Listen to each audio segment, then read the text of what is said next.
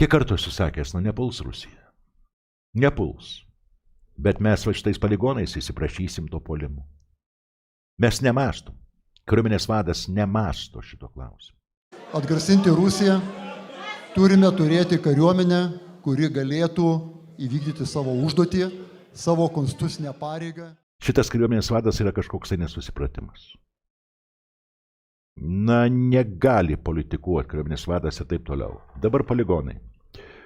Sakiau ir sakysiu, kad poligonai tai yra kvailystė, aš suprantu, kad tai yra pinigai, aš suprantu, kad poligonų kūrimui irgi yra gaunami pinigai iš... Nesupraskit, jūsgi puikiai atsimenate, kad yra Europos Sąjunga tam tikrą sumą pinigų yra numačiusi skirt gynybiniai pozicijai, ar ne? Mes kaip visada skubam visuose fonduose, kad tik paim taip toliau panašiai, lygiai šitam fonde, pagaliau kariuomenė pajuto, kad jim gali būti pakankamai stipri, kabutėse finansiniai srautai pas ją padidėjo labai stiprus ir jie stengiasi juos paimti. O kaip tu juos paims? Nu, vat ir galvojam. Poligonus kurti. O kur dar poligonai reikalingi kam? Negalim mes pas save įsteigti bazių milijoną, ar ne? Ir pagaliau tai mūsų konstitucija kaip ir neleidžia ir taip toliau ir panašiai. Vieta Kapčiamiestis buvo pasirinkta iš 8 galimų vietų visoje Lietuvoje kaip labiausiai atitinkantis. Ir tai ne apie 200.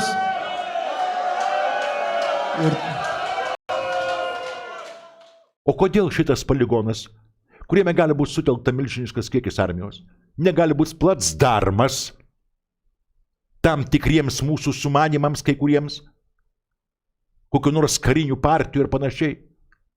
Aš tik klaustukų sakau. Kodėl jis negali būti placdarmas? Juk gali. O kas mums pasakė, kad būtent per šitą poziciją Rusija su Baltarusija puls ir griebs už gerklės Lietuvą ir Lenkiją? Kam jiems šitai?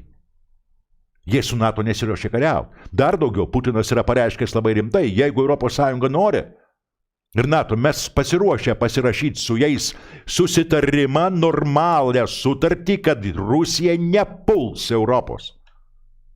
Mes apie taigi tylim. O taigi buvo viešas pasakymas. Ne šiaip sau, reiškia ginai. Tylim ir vis poligonus teigiam. Biznis. O kas jums dar kartą kartuoju sakė, kad jis eis per čia, kur jis visur laukiamas yra? Pagaliau, kodėl jis turi eiti iš tos poligonus? Juk jis visiškai nesenai vėl su Orešniku parodė, kad tai galima įspręsti labai lengvai, labai paprastai ir be jokio ginčų. Taip sakant, tiesioginio susidūrimo, kaip čia pasakyti, ginklais vienas į kitą. Norėjusi, kad poligono vieta būtų arčiau sienos su nedraugiškom valstybėm. O aš jums sakau, jeigu Rusija bus priversta eiti į Baltijos šalis, tai tikrai ne iš čia. Jeigu šitas sprogimas įvyks, neduok Dieve. Jeigu mes jį prisišauksim, tai pirmiausiai Rusija kuriais. Tai į Estiją. 150 ar 120 km nuo Sankt Peterburgo. Saremo saloje stovintys raketiniai kompleksai. Uždarimas kakliukų jūros išeginai ir praktiškai izoliavimas iš Rusijos laivyno būtent tenai, Kronštate. Kas jums pasakė, kad eis čia? Turime pasirinkti, ar bučiuosim okupantams batus, ar būsim pasiruošę gintis. Ar galvoja šitas kariuomenės vadas nors kiek savo galvą? Kokiam okupantui? Kur jis yra, man parodyk šiai dienai? Kokį batą? Nu, mielas tu žmogau, ar tu, kai pradedi šnekėti su žmonėmis, esi saldafonas, tik tai su tam tikras smegenų, sakykime, pusrutulio dalimi gyvenantis, ar tu iš vis galvoji kaip žmogus? Jeigu tu galvoji kaip žmogus, tai tokio dalyko net sakyti nereikia. Kvailystė tai yra. Nes jeigu tai yra okupantas, tai jis jau okupavo. Suprantat, nu nėra okupanto, jeigu jis neatėjo dar.